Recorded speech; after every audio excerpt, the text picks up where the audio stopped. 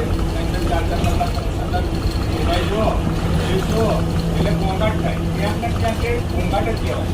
બરાબર? એટલે એનાથી શું થાય? માણસ તણાવમાં જતો, માણસ ડેડિકેટેડ થાય, ચીડાય, ચીડચીડો રહે, વધારે ઘોંઘાટ. પછી નીચે વધારે વાગે, બરાબર? વધારે અવાજ નીચે વાગે એનાથી બી ઘોંઘાટ કરશે. એનાથી માણસ શું રહે? ચીડચીડો રહે.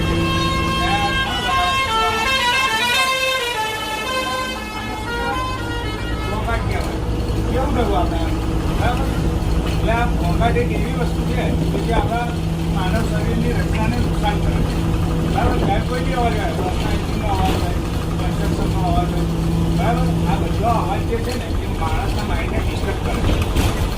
આપણે શેની માટે બન્યા છીએ? નેચરના અવાજ માટે બન્યા છે. અવાજ છે, બરાબર છે? પાણીનો અવાજ છે, ગાડી ચામડાનો અવાજ છે, એ બધા માટે આપણે બનેલા છે. આપણે શરીરની પ્રકૃતિ કોની માટે બનેલી છે?